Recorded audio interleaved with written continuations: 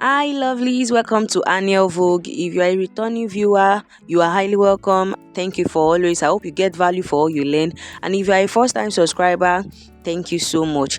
We are going to be learning how to make this stylish top. It is actually a crop top, though I made mine longer. If you are interested, please subscribe to my channel and let's get started.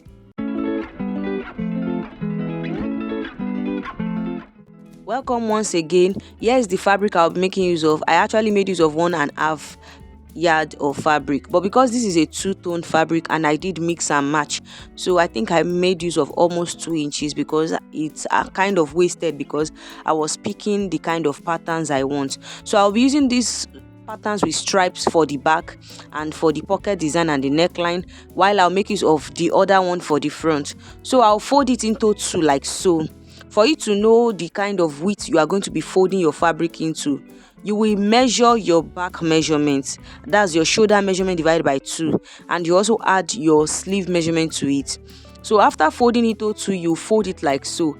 This way it will help us to cut. It will make it convenient for us to be able to cut the front and the back at the same time, and the neckline will be easy to cut.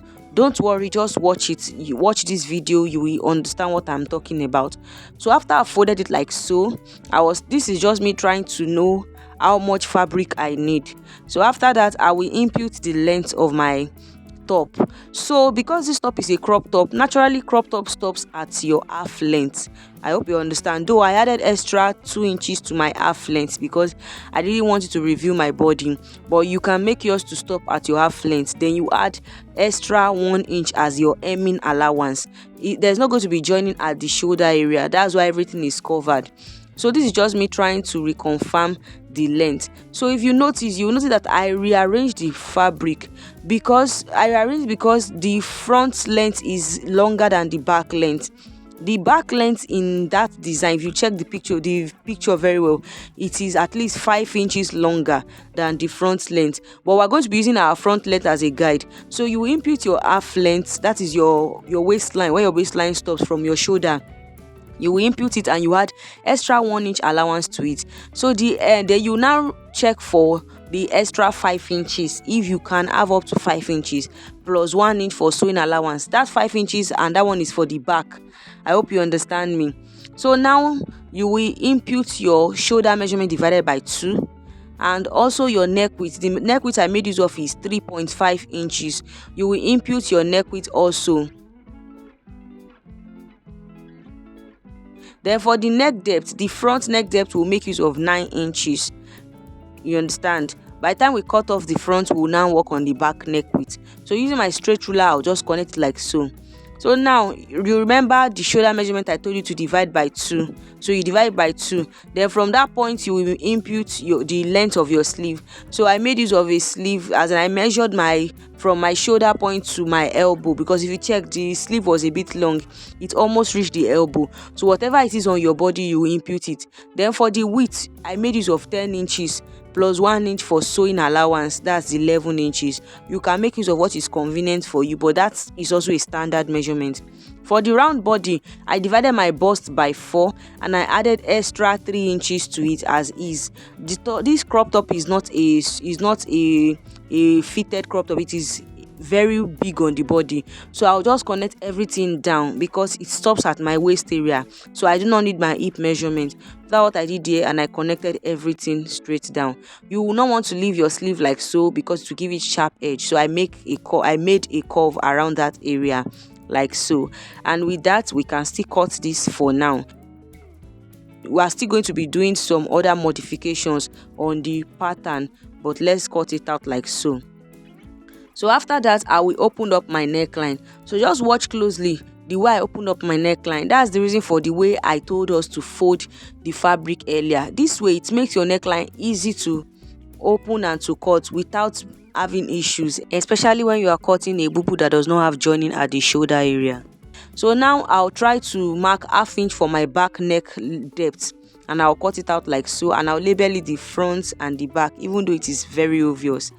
So now I am still going to be working on the front pattern, but I just want to show you the results so far. We still have to open our front neckline because there's still going to be this kind of kimono design neckline, like all these Korean neckline around the front area. So we're going to open that up. So I'm going to fold my fabric like so, and the part I'm using for my front, this circled part, I'm going to come in from the center front. I'll be measuring 1.5 inches. I'll measure it up like so till it connects to the V neckline at this upper part. So you just try to blend it gently. It shouldn't be too much to avoid sharp points when you are sewing your neckline. Then I'll cut everything out like so, as you can see. So if you have watched this video to this extent, please subscribe and comment in the comment section. Now I'm going to fold this part that has stripe design.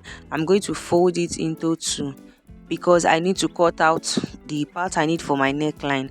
So I'll be using this design and I'll be using the horizontal part so it can give me this uniqueness as you saw in the video. So I'll fold it into two like so, and remember it is on fold already. So on fold I'm going to be measuring 2.5 inches. So by the time we open it up, that will give us 5 inches, but because it is on fold, I'll measure 2.5 inches and I'll cut as long as my neckline can take. If you do not have an idea of what to cut, measure the neckline round and add some few inches for extra to be able to have an idea. That is for the length. I only use my eyes to gauge it. Then remember to mark the wrong side because this Ankara can be confusing. Then after that also, I'm still going to use this part with stripe design for the pocket. Remember I said I'm trying to achieve a kind of unique look. So I'll fold it into two, then I'll also fold it into two again because I'm going to be cutting out the two pockets at the front. So for the length, just to have an idea of what I need to fold, I measured like 20 inches. I marked 20 inches so I can have an idea. Then for the width, I measured 8 inches. I think 9 inches. I measured 9 inches. So I folded it like this because the pocket is going to be on fold. Although I noticed that my pocket was a bit shorter. So that part you measure 20 inches. I'll suggest you should measure 22 inches. So by the time it's unfolded, you will get 11 inches. Then I'll try to, once I've folded it again, I'll try to measure my 9 inches for the width like so. The reason why I'm cutting this on fold is because the pocket is going to be on fold. So it's like you are cutting for the lining and for the main fabric. So just watch closely what I did. So when it is opened like this, the length of the pocket is 22 inches. That is what I would advise you should use. Then the width is 9 inches. So now I'm going to start sewing the top, and to start with, I am going to be working on the neckline. So from the center back, look at the way I'm doing it. From the center back like so, you measure your neckline because we have to get that kimono design, that Korean neckline design well. So that point that you feel the V neckline started from, like where that V neckline curve stops at, you measure to that point. So whatever you get, you set your fabric aside and bring in this pattern, this fabric that will be used to tape the neckline. So you fold this fabric, you fold it equally, and from the center, the part that is closed, you measure down what you got on that neckline when you measured the neckline to the point the V neckline stop at. So when you've measured that, you will now divide your fabric into two like this. You just be getting the midpoint and you keep marking it down.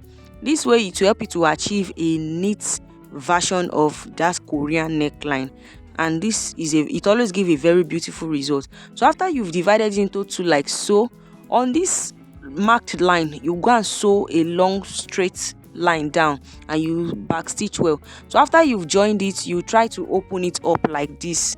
You open it up to be able to get the neckline. So the part that is not being sewn is where your head will pass through. That's where will serve as the neckline, while the other part will be attached to the fabric. So at this point, I will advise you wear it round your neck to be able to check if it is not revealing or if it is convenient or is not too tight. So I had to recheck my own and I did some adjustment because it was a bit too open, and if you check the video, it was not as open as that. After that, try to fold this again and notch the center, so you'll be pinning that center that you notched to your top. I will also notch my center back so it can guide me when I'm trying to fix the neckline. So I'll I'll arrange the notches together like so, and I'll try to pin it. So I'm this kind of person that I like pinning clothes on a side, especially when it's something that I need to sew straight down, like if it's a run down sewing. So most times I'll pin one side, then when I get to the other side I'll just be arranging it. So I've pinned it to one side and now I'll just arrange and sew. So here is the result. I've gone to sew my neckline together, and I love the result. It looks beautiful. Now you are going to hem your sleeve like so. You fold it twice with half inch, that's 1 inch. So after that I'm going to fold the top at the down part like so. I'll fold it twice using 1 inch sewing allowance, that's half inch. I'll fold it twice. I'll do the same thing for both the front and the back. And after that, I'm going to be working on the pocket. So I'll set one pocket aside and use the other one to demonstrate. Now I'm going to fold it like so, using the right side to face the right side, and I'll go and join it at the sides, just the sides alone with half inch, and I'll turn it out. So after I've turned it out, at this upper part that looks open, I will fold it in gently with my iron. I'll go and iron it and press it well. After I've pressed it well, I'll just sew it neatly. So after I've sewn it neatly, you can see one I've demonstrated with. Now we are going to be working on the second one. So I'll arrange my top like so. So in case you get confused, just arrange it using the sleeve as a guide, because the sleeves are equal. So just arrange it using the sleeves as a guide. So once you notice that you've gotten it right, you bring your already closed pocket, you bring it, then you just arrange it like so. So what will be a guide for you is that your pocket should rhyme with the length of your back top length, so that there's a way you arrange it where it will rhyme with the length of your back top length. Then for the spacing from this neckline, just measure in 1 inch. Measure 1 inch down and arrange your pocket like so. So your pocket will be rhyming with the back length of the top. You understand? Just look at what I'm doing. And after that, you are going to pin everything. Please, I would advise you to pin it if you want to achieve a neat and good result. Pin it. Then after that, look at the way I followed my hand, follow the direction of my hand and sew on those parts. So here it is. After that, just shape your top with 1 inch sewing allowance. So you pin it and you shape it.